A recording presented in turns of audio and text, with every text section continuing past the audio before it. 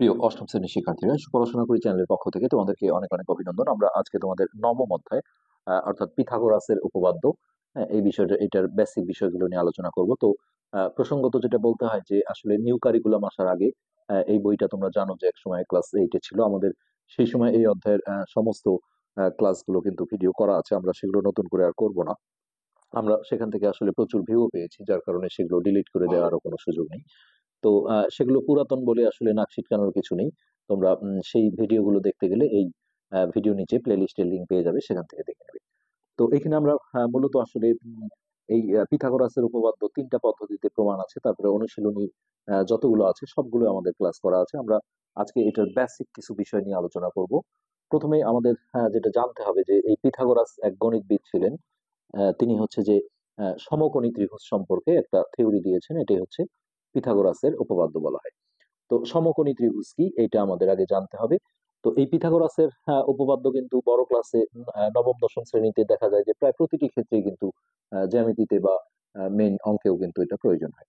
তো সমকোণী ত্রিভুজ মানে হচ্ছে যে ত্রিভুজের, একটা ত্রিভুজের দেখো তিনটা কোণ থাকে। তো সমকোণী ত্রিভুজ হতে গেলে যে ত্রিভুজের একটি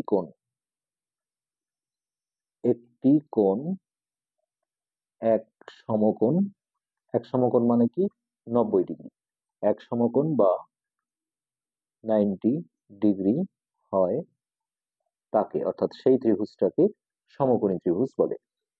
সমকোণী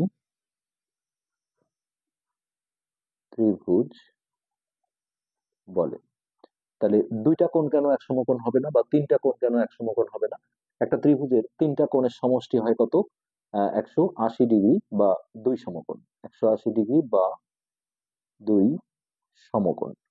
তো এক সমকোণ মানে যেহেতু 90 ডিগ্রি, তাহলে দুইটা কোণ যদি 90 ডিগ্রি করে হয়, দুইটা মিলে কিন্তু 180 হয়ে যায়, তাহলে আর একটা কোণ তো 0 ডিগ্রি হতে পারে না।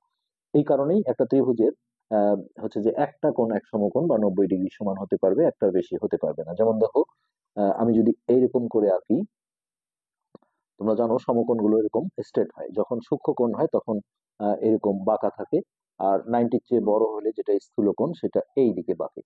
হ্যাঁ, তাহলে এই সমকোণ দেখো, এটা হচ্ছে সমকোণ, চাঁদা দিয়ে বসালে দেখা যাবে 90 ডিগ্রি হয়েছে। তো এটা যদি আমি যোগ করি, এখন আমি এই ত্রিভুজটা যদি নাম দিই যে এ বি সি, তাহলে এই ত্রিভুজের এই সমকোণগুলো এইভাবে দিতে হয়। অন্যান্য কোণগুলো আমরা দেখো এরকম বাঁকা করে দাগ দিই, সমকোণগুলো এরকম বক্স করে দিতে হয়। তাহলে এই ত্রিভুজের আমরা দেখতে পাচ্ছি যে একটা কোণ এক সমকোণ বা 90 ডিগ্রি সমান। আর এই বাকি যে দুটো কোণ থাকলো, কোণের নাম নিশ্চয়ই তোমরা জানো, এক অক্ষরে বলা যায় এ কোণ, এটা বি কোণ, এটা সি কোণ। আর তিন অক্ষরে বললে এই এ বিন্দুটাকে মাঝখানে রাখতে হবে, অর্থাৎ বিএসি অথবা সিএবি। তো আমরা বিএসসি লিখছি, আর এটা কোণের চিহ্ন হচ্ছে এরকম, বিএসসি সমান হচ্ছে এক সমকোণ বা 90 ডিগ্রি। অপর যে দুটো কোণ থাকলো, অর্থাৎ এটাকে বি কে মাঝখানে রেখে এবিসি বা সিবিএ লেখা যায়। তো আমি যদি এবিসি লিখি, হ্যাঁ, আর এই কোণটাকে আমরা দেখো এসিবি বা বিসিএ লিখতে পারি, এসিবি। তো এই কোণ দুটো প্রত্যেকটা অবশ্যই সূক্ষ্ম কোণ হবে। সূক্ষ্ম মানে কি, 90 ডিগ্রির চেয়ে ছোট। সেটা যে 45 করে হতে হবে তা না। মানে 30, 60, 50, 40 যে কোনো হতে পারে। কেননা ত্রিভুজের তিন কোণের সমষ্টি যেহেতু 180 হতে হয়, তাহলে একাই দেখো 90 দখল করেছে, তাহলে এই দুটো সমষ্টিও কিন্তু 90 হবে। যেটা বললাম যে 45 করে হলে হতে পারে, কিন্তু 45 যে হতেই হবে তা না, মানে এই দুটো সমষ্টিও 90 হবে। তাহলে এই 90 আর এই দুটো যোগফল যে 90, এই সব মিলে আমাদের হবে 180 ডিগ্রি। তো আশা করি এই বিষয়টা বুঝতে পেরেছো সমকোণী ত্রিভুজের। এবার আমাদের অতিভুজ বুঝতে হবে। এই পিথাগোরাস কিন্তু এই থিওরিটাই দিয়েছে যে অতিভুজের একটা বিষয় আছে। অতিভুজ হচ্ছে এই যে সমকোণ যেটা থাকে তার বিপরীত বাহু। দেখো এই কোণটার বিপরীত বাহু হচ্ছে এইটা। বিপরীত কেন? যে এই বাহুটার সাথে এই কোণটার কোনো কিন্তু টাচ নেই। যে এবি বাহুর সাথেও একটা টাচ আছে, এসি বাহুর সাথেও টাচ আছে, কিন্তু এই বিসি বাহুর সাথে এই এ কোণের বা বিএসি কোণের কোনো সম্পর্ক নেই, অর্থাৎ বিপরীত।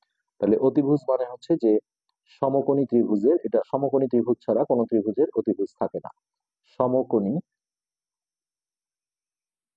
ত্রিভুজের যেটা এক সমকোণ থাকে, এই সমকোণের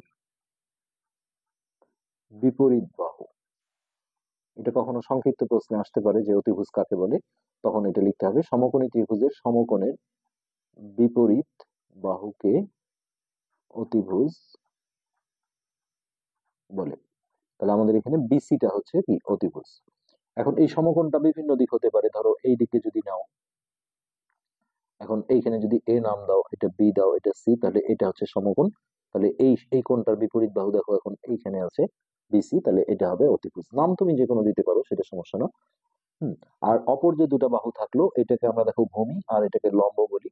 তবে ভূমি আর লম্ব পরস্পরের উপর হয়, কেউ যদি বলে এইটা ভূমি এটা লম্ব তবুও হবে, কিন্তু অতিভুজ কিন্তু একটাই, যেটা সমকোণের বিপরীত বাহু। আবার কখনো সমকোণটা উপরে থাকতে পারে, এরকমও আছে আমাদের। যদি এমন হয় যে এইটা হচ্ছে, আমি চাঁদা দিয়ে মেপে দেখলাম এক সমকোণ, ধরো এইখানে আমি বি নাম দিলাম এ সি, তাহলে এই যে সমকোণের বিপরীত বাহু এখন এসি, এইটা হবে আমাদের অতিভুজ। তো এই পিথাগোরাস যে থিওরিটা দিয়েছে, পিথাগোরাসের উপপাদ্যের যে কোশ্চেনটা, এটা কিন্তু তোমাদের মুখস্থ থাকতে হবে। এটা অনেক সময় সংক্ষিপ্ত প্রশ্নে আসে যে পিথাগোরাসের উপপাদ্যটি লিখো। তো একটি সমকোণী ত্রিভুজের অতিভুজের উপর অঙ্কিত বর্গক্ষেত্র, এটার মানে হচ্ছে যে স্কয়ার করা, অপর দুই বাহুর উপর অঙ্কিত বর্গক্ষেত্রদ্বয়ের সমষ্টির সমান। বিষয়টা কি যে এখানে এই যে অতিভুজ আমাদের ছিল বিসি, তার উপর অঙ্কিত বর্গক্ষেত্র মানে হচ্ছে বিসি স্কয়ার। তো আমরা দেখো বীজগণিতের ক্ষেত্রে যেমন এ বি এর উপর ছোট ছোট চলক দিয়ে থাকে, এখানে এ বির উপর যদি আমি স্কোয়ার দিই ব্র্যাকেট দিয়ে, তাহলে এই স্কোয়ারটা কিন্তু দুইজনেই পায়, নাহলে ভুল হবে। কিন্তু বাহুর ত্রিভুজের বাহুর স্কোয়ারের ক্ষেত্রে কিন্তু ব্র্যাকেট দিয়ে দিতে হয় না, বা এই বি এর উপর কোনো স্কোয়ার হবে না, সরাসরি এটা। তাহলে অতিভুজের উপর অঙ্কিত বর্গক্ষেত্র এটা কি হবে, অপর যে দুটো বাহু থাকলো অর্থাৎ এ বি আর এসি, তাদের উপর অঙ্কিত বর্গক্ষেত্রের সমষ্টির সমান, অর্থাৎ স্কোয়ারের সমষ্টির সমান। এটা এটাই কিন্তু উনি প্রমাণ করেছেন বিভিন্ন ভাবে। তো এটা বিষয়টা কি যে অতিভুজের মান আমি ধরে নিলাম যে বিসির মান দেখো 5 সাপোজ, আর এবির মানটা আমি ধরলাম যে 4 সেন্টিমিটার, আর এসির মান হচ্ছে 3 সেন্টিমিটার। তাহলে দেখো এখানে আমি যদি অতিভুজের উপর স্কোয়ার করি অর্থাৎ 5 স্কোয়ার, তাহলে এটা হচ্ছে 25। আর অপর যে দুটো বাহু থাকলো এবি, তাহলে এবির স্কোয়ার হচ্ছে কত, 4 স্কোয়ার, তাহলে 16। আর আরেকটা বাহু ছিল এসি, এসির স্কোয়ার করলে কত, 3 স্কোয়ার সমান হচ্ছে 9। তাহলে এই দুটো যদি আমরা যোগ করি, 16 আর 9 যোগ করে দেখো 25 হয়। তার মানে আমরা বলতে পারছি যে হ্যাঁ, 5 স্কোয়ার সমান 4 স্কোয়ার প্লাস 3 স্কোয়ার। এটা সবসময় সমকোণী ত্রিভুজের ক্ষেত্রে এই ঘটনাটা হবে। তো বিভিন্ন ক্ষেত্রে এমসিকিউ গুলো যেমন আসে যে একটা সমকোণী ত্রিভুজ দেওয়া থাকবে, তোমার যে কোনো দুইটা বাহুর মান দিয়ে আরেকটা বাহু চাবে। ধরো একটা সমকোণী ত্রিভুজ দিল, এখানে আমি নাম দিলাম এ বি সি, তাহলে এই বিসিটা হচ্ছে আমাদের অতিভুজ, যেহেতু এটা এই সমকোণের বিপরীত বাহু।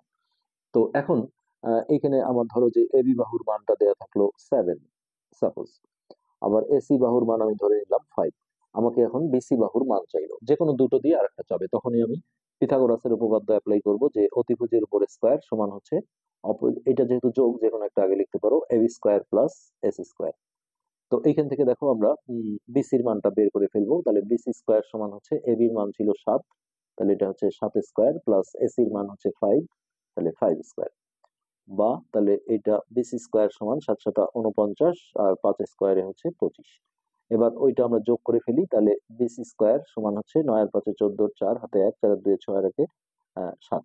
তারপরে এই স্কয়ারটা এই পাশে গেলে রুট ওভার হয়ে যায়, তাহলে এইখান থেকে দেখো বিসির মান আমরা পাবো √74, যেটা ক্যালকুলেটরে বর্গমূল করলে এটা আমরা একটা মান পেয়ে যাব, আসন্ন মান।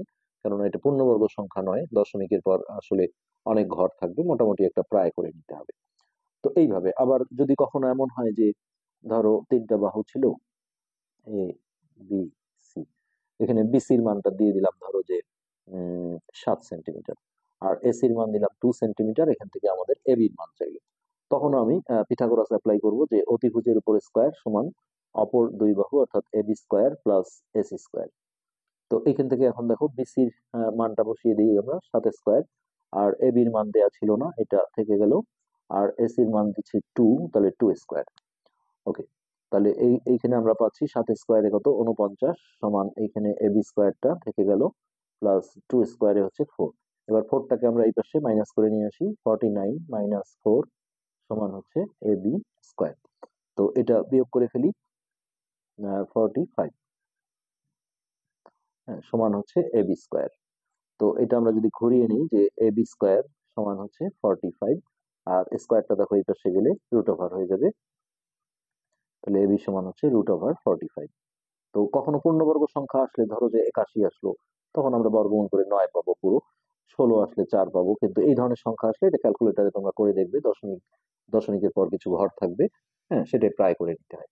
তো এটাই ছিল বেসিক বিষয়। আমরা আসলে এই অধ্যায়ের সমস্ত কিছু আগে আলোচনা করেছি, সেই ভিডিওর লিঙ্ক গুলো আমরা এই ভিডিওর নিচে ডেসক্রিপশন বক্সে দিয়ে দেবো, সেখান থেকে দেখে নেবে। ধন্যবাদ।